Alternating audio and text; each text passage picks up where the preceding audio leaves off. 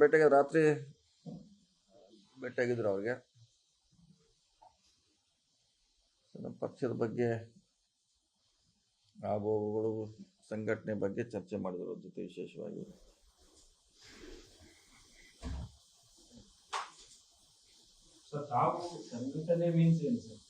ಸಂಘಟನೆ ಅಂದರೆ 28ರ ಸಂಘಟನೆ, 28 ಚುನಾವಣೆ ಗೆಲ್ಲಬೇಕಲ್ಲ, ಅದ್ರ ಬಗ್ಗೆ ಪಕ್ಷ ಹೇಗಿರಬೇಕು, ಯಾವ ಹೋಗ್ಬೇಕು, ಏನೇನು ಮಾಡಬೇಕು, ಏನು ಪ್ಲಸ್ ಇದೆ, ಏನು ಮೈನಸ್ ಇದೆ, ಅದನ್ನು ಮತ್ತೆ ಸರಿ ಮಾಡ್ಕೊಳ್ಳುವಂಥ ಬಗ್ಗೆ ಚರ್ಚೆ ಆಗಿದೆ. ಆ ಚರ್ಚೆ ಇನ್ನೂ ಮಾಡಿದ್ವಿ, ನಿನ್ನೂ ಮಾಡಿದ್ವಿ. ಮಾಡೋಂಗಿದ್ರೆ ಆದಷ್ಟು ಬೇಗ ಹೊಸ ಅಧ್ಯಕ್ಷನ ಇಲ್ಲ ಇದ್ದವ್ರನ್ನ ಮುಂದುವರಿಸಿ, ಇಲ್ಲ ಹೊಸ ಮಾಡೋದ್ರೆ ಬೇಗ ಮಾಡಿ. ಗೊಂದಲ ಇದೆ, ಅದು ಬರೀ ಚರ್ಚೆ ಅದೇ ಆಗ್ತಾ ಇದೆ. ಯಾವ್ದಕ್ಕಾರ ಒಂದು ಇತಿಶ್ರೀ ಮಾಡಿ ಹೇಳಿದ್ದೀವಿ, ನೋಡೋಣ. ಇದು 25 ನಂತರ ಅದ್ರ ಬಗ್ಗೆ ಚರ್ಚೆ ಮಾಡ್ತೀವಿ ಅಧ್ಯಕ್ಷ ಜೊತೆ, CM ಜೊತೆ ಅಂತ ಹೇಳಿದ್ದಾರೆ.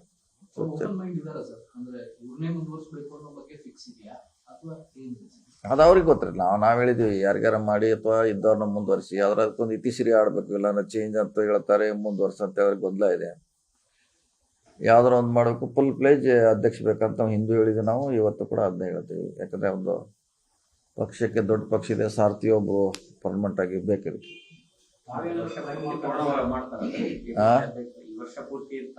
ಯಾವ್ದು ಗೊತ್ತಿಲ್ಲ, ಅದು ಯಾರು ಇರ್ತಾರೋ ಬಿಡ್ತಾರೋ ಅದು ನಮ್ಗೆ ಗೊತ್ತಿಲ್ಲ ಈಗ. ಯಾಕಂದ್ರೆ ಅಷ್ಟೇ, ನಾವು ಫುಲ್ ಪ್ಲೇಜ್ ಬೇಕನ್ನೋದು ಡಿಮಾಂಡ್ ಅಷ್ಟೇ ನಮ್ದು.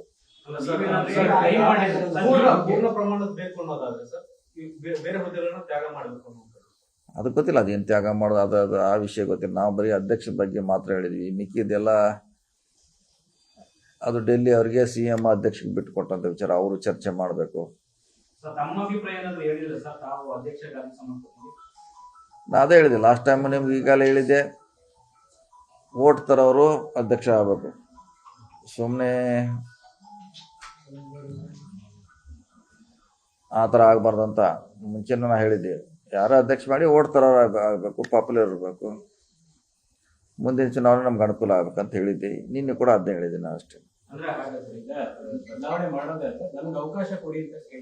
ಇಲ್ಲ, ನಾನು ಅವಕಾಶ ಕೊಡಿ ಅಂತ ಕೇಳಿಲ್ಲ.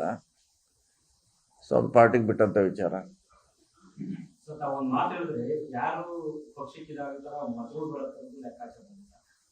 ಇತ್ತೀಚಿನ ಚುನಾವಣೆಯಲ್ಲಿ ಅಹಿಂದ ಹೆಚ್ಚು ವರ್ಕೌಟ್ ಆಗಿದೆ, ಅಹಿಂದ ಸಮುದಾಯಕ್ಕೆ ಕೊಡಬೇಕು ಅನ್ನೋ ಅರ್ಥದಲ್ಲಿ ಅದನ್ನೇ ಹೇಳಿಲ್ಲ. ಯಾರೇ ತರ್ಬೋದು, ಯಾವುದೇ ಇದೇ ಜಾತಿ ಅಂತಲ್ಲ, ಅವನು ಓಟ್ ತರೋಂಥ ಶಕ್ತಿ ಇರಬೇಕು, ಅಷ್ಟು ನಮ್ಮ ಡಿಮಾಂಡ್ ಇದೆ ಅಷ್ಟೇ. ಮುಂಚೆಂದು ಇದೆ, ಈಗೂ ಇದೆ ಅಷ್ಟೇ. ಇಲ್ಲ, ಇನ್ನೂ ಬಂದಿಲ್ಲ, ಇನ್ನು ಚರ್ಚೆ ಆಗ್ಬೇಕ್ರಿ. ಅದು ಆಗಬೇಕು, ಅದು ಯಾವಾಗ ಮಾಡ್ತಾರಂತ ಚರ್ಚೆ ಪ್ರಾರಂಭ ಆಗ್ತದೆ. ಇನ್ನೂ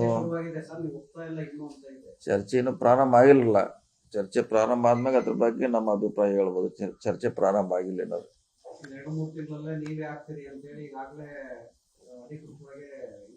ಇಲ್ಲ, ಇನ್ನು ಚರ್ಚೆ ಪ್ರಾರಂಭ ಆಗಿಲ್ಲ. ಕೆಳಮಟ್ಟದಲ್ಲಿ ಆಗಿದೆ, ಮೇಲ್ಮಟ್ಟದಲ್ಲಿ ಆಗಿಲ್ಲ. ಮೇಲ್ಮಟ್ಟ ಆಗ್ಬೇಕು. ನೀವು ಹೇಳೋದು ನಿಜ, ಅದು ಕೆಳಮಟ್ಟದಲ್ಲಿ ಚರ್ಚೆ ಇದೆ ಬಹಳಷ್ಟು, ಮೇಲ್ಮಟ್ಟದಲ್ಲಿ ಆಗ್ಬೇಕು ಅಷ್ಟೇ.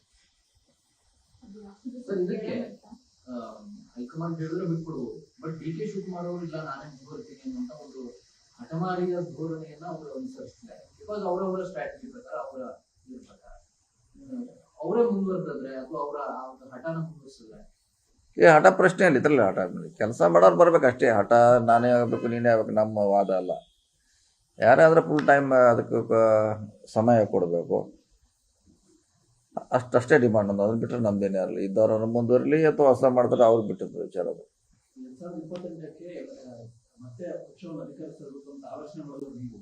ಈಗ ಅಧ್ಯಕ್ಷರಾಗಿ ಮುಖ್ಯಮಂತ್ರಿ ಆಗುವಂತ ಆಲೋಚನೆ ಮಾಡಿರುವ ಯಾವ್ದ್ರೆ ಅದೇ ಹೇಳಿದ್ರ ಅದ ಅದೇ ಮುಂದಿನ ಕ್ಲೇಮ್ ಮಾಡೋ ಸಂಬಂಧ ಎಲ್ಲ ಈಗ ಇರಲಿಲ್ಲ.